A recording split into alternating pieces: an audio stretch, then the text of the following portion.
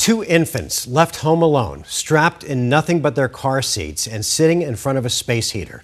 That's the situation law enforcement recently dealt with in Yavapai County. Tonight, only on 12 News, Sean Rice went to the small town of Congress to explain how this case has landed the infants' parents in jail.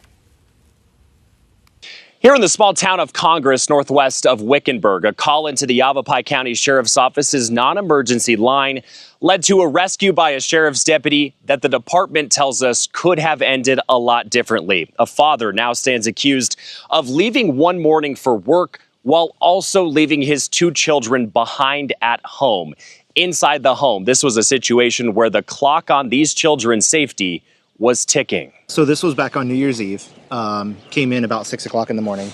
A call to the Yavapai County Sheriff's Office's non-emergency line. His spidey sense, if you will, went off. Yeah. He was like, hey, I need to be a little bit more nosy on this. Raised red flags for one deputy. A father, 41-year-old Thomas Jordan, said he had to leave for work, but was forced to leave his children, a pair of twins, just over a year old, home alone without supervision.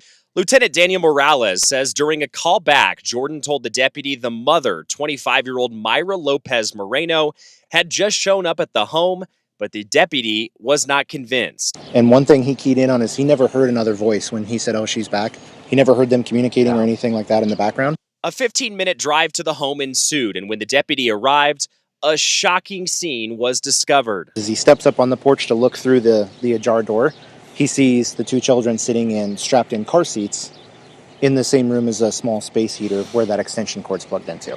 That space heater powered by a gas generator outside the home itself without power, and the children's father and mother nowhere to be found. There's some speculation online that this was a situation where you can't afford childcare or there is a lack of childcare in the area we're in. If you can, because I think it's an important distinction to make, tell me why that may not be what's at play here. I can tell you that based on the interviews the detectives and the deputies did, a conscious decision was made for this. The role of law enforcement officers is often dangerous, marked by quick, sometimes life or death decisions to protect victims of crime. Morales says what the deputy did that morning is the expectation, leaving no stone unturned to protect young children. It's tough to see children who aren't making conscious decisions, don't have the opportunity or ability to make those decisions, and they're just put in these situations, and they're completely innocent victims in this. We're still going to applaud the deputy and let him know that he did a fantastic job because his thoroughness is the reason why we're here having a different conversation than we could be.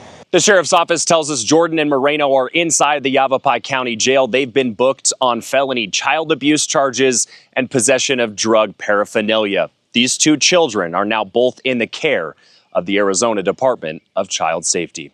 We're in Yavapai County. Sean Rice, 12 News. All right, Sean, thank you.